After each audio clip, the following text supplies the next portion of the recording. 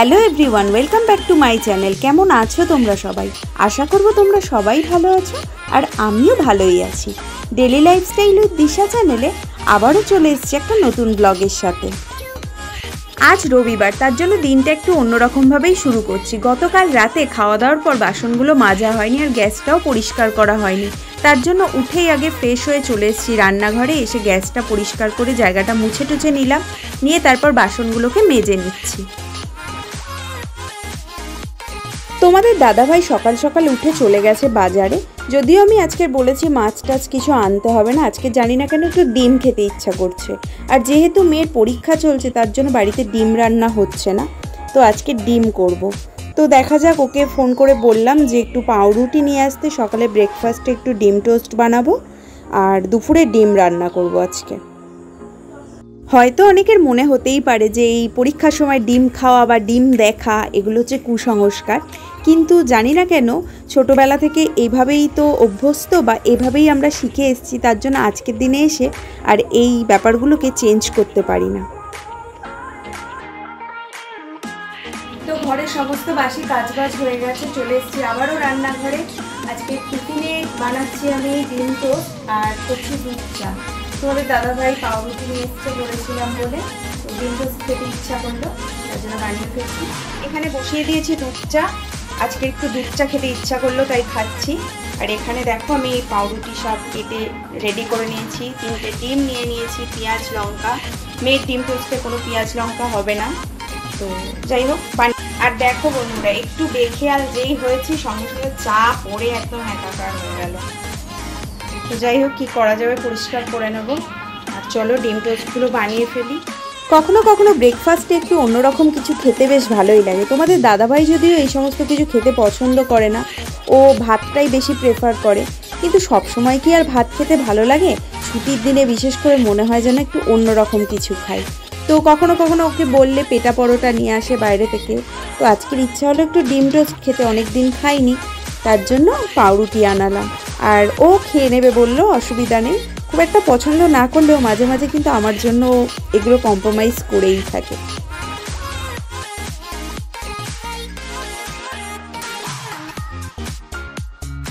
এখানে আমার breakfast ready হয়ে গেছে, বেড়ে নিয়েছি 3টে প্লেটে আর দুজনের জন্য চা নিয়ে নিয়েছি। কোনো রকমে ব্রেকফাস্টটা করে আবারও চলে এসেছি রান্নাঘরে এসে একদিকে ভাত বসিয়ে দিচ্ছি আর একদিকে বসিয়ে দিচ্ছি ডিম আলু সিদ্ধ। তোমাদের দাদাভাই আজকে বাজার থেকে নিয়ে এসছে শাপলা, আর তার সাথে নিয়ে এসছে চিংড়ি মাছ। শাপলা দিয়ে চিংড়ি মাছ খেতে কিন্তু খুব ভালো লাগে। এমনিতেও আমরা এইসব শাপলা, কচু ঘেঁচু বিভিন্ন রকমের খেতে কিন্তু খুবই ভালোবাসি। বাঙাল বলে কথা, আর কচু ঘেঁচু খাবো না এটা আবার হয় নাকি? জানো তো বন্ধুরা, ছোটোবেলা থেকেই আমি কিন্তু একটু বাঙালদের বেশি প্রেফার করি। আর যেহেতু আমার মামার বাড়ি ছিল বাঙাল আর বাবার বাড়ি ঘটি, তো সেই সূত্রে আমার মা বাঙাল আর বাবা হচ্ছে ঘটি। আর বাঙালদের আদব কায়দা, বাঙালদের খাওয়া দাওয়া সব কিছুটাই আমার কিন্তু বেশ পছন্দ হতো। আর ঠিক অপোজিটে আমার বোনের কিন্তু ঘটিদের বেশি পছন্দ হতো, তার জন্য আমার বাঙাল বাড়িতেই বিয়ে হয়েছে আর ওর হয়েছে ঘটি বাড়িতে বিয়ে।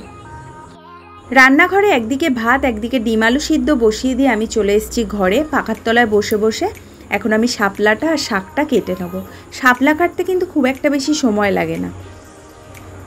ওদিকে মেয়ে পড়ছে, কালকে মেয়ের অঙ্ক পরীক্ষা, সবথেকে বেশি টাফ পরীক্ষা হচ্ছে কালকের। আমার মেয়ের জানি না কেন অঙ্কটায় প্রচণ্ড ভয়, আর সত্যি কথা বলতে অঙ্কেও খুব একটা ভালো নাম্বার তুলতেও পারে না। অন্য সাবজেক্টে হয়ে যায় যে কোনোভাবে, কিন্তু অঙ্কটায় সেরকম একটা নাম্বারও তুলতে পারে না। অন্য সাবজেক্টে ভালোই নাম্বার তুলতে পারে, কিন্তু অঙ্কটা কিছুতেই ও যেন করতে চায় না, আর অঙ্কের প্রতি একটা অদ্ভুত ভয় ওর কাজ করে। জানি না এই ভয় কবে কাটবে। আর যাই হোক, সব সাবজেক্ট তো আর সবার ভালো নাও লাগতে পারে, ওর হয়তো অঙ্কটা ভালো লাগে না ওর জন্য। প্রাইভেট স্কুলের পড়াশোনার চাপটা অনেকটাই বেশি। অন্যান্য সাবজেক্টগুলো তাও পড়ার সাবজেক্ট হয়ে যায়, কিন্তু অঙ্কটা যখন অন্য কোনো জায়গা থেকে, বিশেষ করে বাইরে থেকে দেওয়া হয়, তখন সবার তো নলেজ সমান হয় না যে সবাই অ্যাটেন্ড করবে অঙ্কগুলো। তো বইয়ের বাইরে থেকে ওদের বেশিরভাগটা দেয়, তার জন্যই অনেকটা সমস্যায় পড়তে হয় ওদের। তো কিছু করার নেই, ওরা এভাবেই অভ্যস্ত হচ্ছে।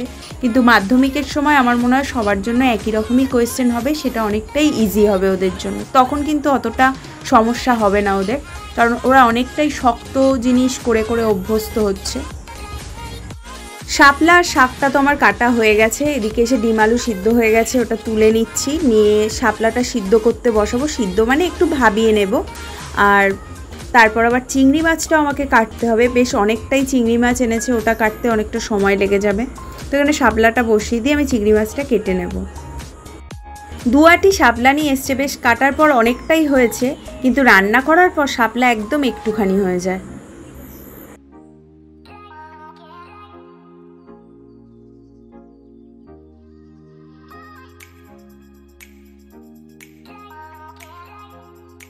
শাপলাটা সিদ্ধ হতে হতে আমি চিংড়ি মাছগুলো কেটে নিয়েছিলাম। তারপর এখানে আমি শাকটা ভেজে নিচ্ছি। আগে রসুন আর পেঁয়াজ ফোড়ন দিয়ে শাক ভাজা হচ্ছে, কলমি শাক ভাজা। সপ্তাহের মধ্যে না হলেও 4 থেকে 5 দিন আমার ঘরে শাক কিন্তু হয়। শাক খেতে তোমাদের দাদাভাই এতটাই ভালোবাসে, সব সময় আমার ঘরে শাক কিন্তু স্টক থাকে। বেশিরভাগটাই কলমি শাক বা লাল শাকই আনা হয়, দুটো শাকই খেতে বেশ ভালোই লাগে। আর নিরামিষ যেদিন করি সেদিন আমি কলমি শাকটা এমনি কালো জিরে আর শুকনো লঙ্কা ফোড়ন দিয়ে করি আর একটু মিষ্টি দিই। আর যেদিন আমিষ থাকে সেদিনকে আবার পেঁয়াজ টিয়াজ দিয়ে করলে সেদিন কিন্তু আর মিষ্টি দিই না শাকে। তো এখানে আবার শাক ভাজাও হয়ে গেছে। কতটা শাক রান্না করলাম, রান্নার পর একদম একটুখানি হয়ে গেছে। তো যাই হোক, হয়ে যাবে, আমাদের অসুবিধা নেই। এখানে শাপলা সিদ্ধ করে রাখা আছে আর চিংড়ি মাছ। তো প্রথমে আমি চিংড়ি মাছটা ভেজে শাপলাটা রান্না করে নেব, তারপরে লাস্টে ডিমটা করব। বেশ কিছুদিন ধরে আমি ঠিকঠাকভাবে ব্লগ দিতে পারছি না তোমাদের। কখনো কখনো বা ভিডিও বানানো রয়েছে কিন্তু এডিটিং করা হচ্ছে না, তার জন্য ভিডিও দিতে পারছি না। আবার কখনো বা ভিডিও বানাতে পারছি না, এরকমটা হচ্ছে। তার একটাই কারণ, যেহেতু আমার মেয়ের পরীক্ষা চলছে, আর এখনকার ছেলেমেয়েদের ফোন ছাড়া কিন্তু পড়াশোনা হয় না। আর আমি যেই ফোনে ভিডিও বানাই সেই ফোনেই আমার মেয়ের পড়াশোনা চলে, একটা ফোনেই আমাদের কাজ চলে। তার জন্য আর কি আমি মনে করি ওর পড়াশোনার জন্য আগে ফোনটা ওকে দেওয়া উচিত। তো যেরকম পাচ্ছি আমি তার ফাঁকে ফাঁকে ভিডিও তৈরি করছি, এডিটিং করছি, সবটাই করছি।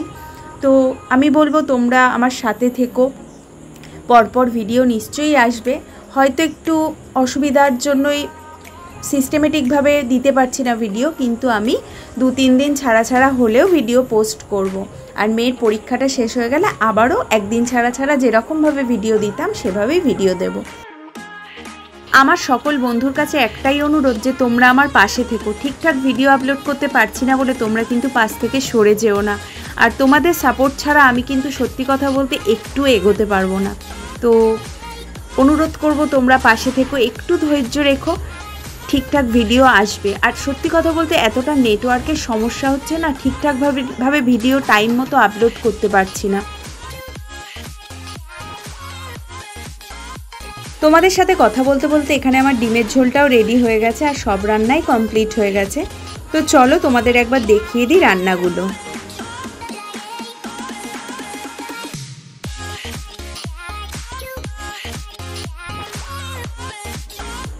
রান্নাবান্না তো হয়ে গেছে, এবার রান্নাঘর পরিষ্কারের পালা। গ্যাস পরিষ্কার করতে হবে, বেশ কিছু বাসন পড়েছে বেসিনে, সেগুলোকে মাজতে হবে, মেজে ঘষে তারপর যাব স্নান দান করতে। তো যাই হোক, আমার আজকের ভিডিওটা তোমাদের কেমন লাগলো অবশ্যই কমেন্ট করে জানিও। ভালো লাগলে একটা লাইক করে দিও আর আমার চ্যানেলটাকে সাবস্ক্রাইব করতে ভুলো না। আর হ্যাঁ, যারা ফেসবুক থেকে আমার ভিডিওটা দেখছো তারা অবশ্যই আমার প্রোফাইলটাকে ফলো করে দিও। তো আজকের মতো এইটুকুই, ফিরে আসবো আবারও নতুন ব্লগের সাথে। ভালো থেকো তোমরা, সুস্থ থেকো, টাটা।